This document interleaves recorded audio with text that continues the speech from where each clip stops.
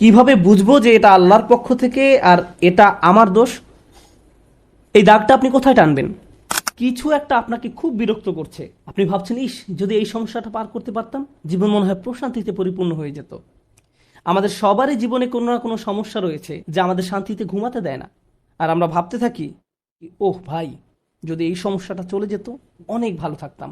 কিন্তু জানেন কি হয়? যদি এই সমস্যাটা চলে যায়, পরবর্তীতে আরেকটা এসে হাজির হয়। আর যখন নতুন সমস্যা এসে দেখা দেয়, আপনি ভাবেন পূর্বের সমস্যাটা আরো সহজ ছিল। এই পৃথিবীর জীবনে আপনি কখনো সমস্যা ছাড়া থাকতে পারবেন না।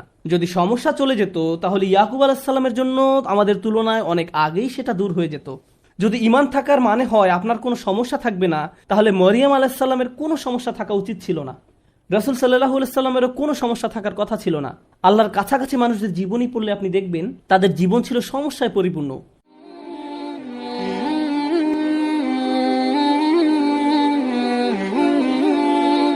এখন নিজেকে দোষ দেওয়ার ক্ষেত্রে কোন জায়গায় আমরা দাগ টানবো?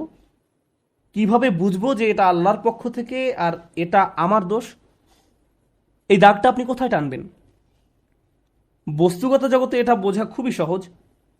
বস্তুগত জগৎ বলতে আমি কি বোঝাচ্ছি, যেমন আমার গাড়িতে যদি আমি গ্যাসোলিন দেওয়ার পরিবর্তে পানি দেই, তারপর এটা না চলে, তখন পরিষ্কারভাবে আমি বলতে পারি না যে এটা আল্লাহর পরিকল্পনা।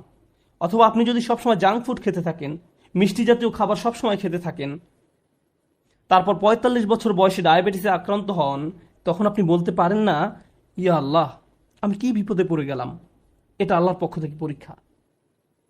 না, এটা আপনার মন্দ খাদ্যাভ্যাসের পরীক্ষা। আপনি শশা না খেয়ে সুইস রোল খেতেন, বা এরকম যাই খেতেন না কেন, আপনি জাঙ্ক ফুড খেতেন, তাই এমনটা ঘটেছে। সুতরাং বস্তুগত জগতে কমন সেন্স দিয়ে সবাই কারণ এবং ফলাফল বুঝতে পারে। নৈতিক জগতে আপনি সালাত মিস করলেন কারণ দেরিতে ঘুম থেকে জেগেছেন, ফজর নামাজ পড়তে পারেননি, এখন দেরিতে পড়েছেন, একই দিনে আপনার একটা চাকরির ইন্টারভিউ